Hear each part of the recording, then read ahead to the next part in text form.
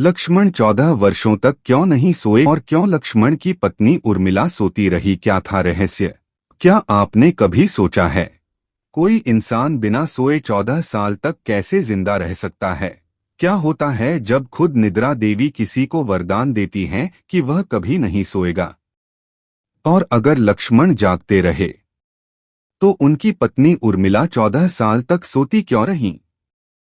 एक स्त्री जिसने त्याग की परिभाषा ही बदल दी, लेकिन उसके बारे में रामायण चुप क्यों है? अगर आप भी जानना चाहते हैं इस अज्ञात अध्याय की असली कहानी तो वीडियो को अंत तक जरूर देखिए। और हाँ, लाइक करें, सब्सक्राइब करें और बेल आइकन जरूर दबाएं, क्योंकि ऐसी कहानियां आपको कहीं और नहीं मिलेंगी। राम को 14 वर्ष का वनवास मिला। सीता उनके साथ गईं। लेकिन लक्ष्मण ने भी यह ठान लिया कि जहां राम वहां लक्ष्मण। लक्ष्मण ने भाई की सेवा के लिए वनवास का संकल्प लिया। लेकिन यह सिर्फ एक भावनात्मक निर्णय नहीं था, यह एक अलौकिक निर्णय था। लेकिन क्या आप जानते हैं, वन में राम और सीता जब गहरी नींद में सोते थे तो लक्ष्मण पूरी रात जागकर उनकी रक्षा करते थे। लेकिन एक रात नहीं, 2 रात नहीं, पूरा 14 साल। अब सवाल ये है, कोई मनुष्य बिना सोए 14 साल कैसे जिंदा रह सकता है? लक्ष्मण को यह आभास था कि वनवास में राम और सीता को कई संकटों का सामना करना पड़ेगा। तो उन्होंने एक रात हिमालय पर जाकर निद्रा देवी का ध्यान किया। निद्रा देवी प्रकट हुई और बोली, हे लक्ष्मण, तुमने मुझे प्रसन्न किया है।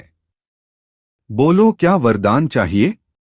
लक्ष्मण ने कहा, हे देवी, मुझे 14 वर्षों तक नींद न आए। मैं भाई और भाभी की रक्षा करना चाहता हूं। निद्रा देवी चौंक गईं। उन्होंने कहा, मनुष्य शरीर के लिए नींद आवश्यक है। तुम मरे बिना नहीं रह पाओगे। लेकिन लक्ष्मण ने आग्रह किया। तब देवी ने एक शर्त पर वरदान दिया, अगर कोई तुम्हारे हिस्से की नींद लेगा तो मैं तुम्हें 14 वर्ष तक जगाए रखूंगी। अब सबसे बड़ा सवाल, कौन लेगा लक्ष्मण की नींद? उर्मिला, लक्ष्मण की पत्नी। वो अयोध्या में रह गई थीं। उनके लिए ये सिर्फ पति से बिछड़ने का वियोग नहीं था, बल्कि एक रहस्यमयी तपस्या की शुरुआत थी। लक्ष्मण ने उर्मिला से कहा, तुम्हें 14 वर्ष तक मेरी नींद लेनी होगी। तुम एक विशेष निद्रा में रहोगी जिससे मैं जाग सकूं। उर्मिला ने एक शब्द भी विरोध नहीं किया। 14 वर्षों तक उर्मिला एक विशेष योग निद्रा में रहीं। ना उन्होंने किसी से बात की, ना दरबार में गईं, ना किसी महल की चर्चा की।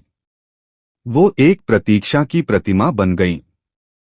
लंका में जब राम और रावण का युद्ध हुआ, लक्ष्मण ने अतुलनीय वीरता दिखाई। मेघनाद जैसे राक्षस को हराया और हर युद्ध में सतर्क, जागृत और सजग रहे। लोग कहते हैं, राम की विजय के पीछे लक्ष्मण की अजेय जागरूकता थी, और उस जागरूकता के पीछे उर्मिला की सोई हुई चेतना। क्या आपने कभी सुना है कि कोई स्त्री अपने पति के लिए 14 साल तक सोई रहे ताकि वह जाग सके? जब राम, सीता और लक्ष्मण अयोध्या लौटे तो उर्मिला जागी। उसकी आंखें भरी हुई थीं, लेकिन शिकायत से नहीं, बल्कि समर्पण के गर्व से। लक्ष्मण नतमस्तक हो गए उर्मिला के सामने। उन्होंने कहा, मैंने 14 साल तक सिर्फ एक भाई की सेवा की, लेकिन तुमने 14 साल तक स्त्री की सीमाओं को पार किया। राम और सीता भी उर्मिला को देख अभिभूत हो गए। यह कहानी सिर्फ लक्ष्मण की नहीं है, ये उस नारी की है जिसकी चर्चा पौराणिक ग्रंथों में बहुत कम होती है। उर्मिला एक अदृश्य योद्धा, एक मौन तपस्विनी, जिसने नारी की भूमिका को एक नई परिभाषा दी। अगर आपको यह कहानी पसंद आई तो हमें कमेंट में जरूर बताएं कि उर्मिला के त्याग को आप किस रूप में देखते हैं। और हाँ, लाइक करें, सब्सक्राइब करें, कमेंट करें जय उर्मिला माता की, ताकि हम ऐसी और भी अनसुनी और अद्भुत कहानियां आपके लिए ला सकें।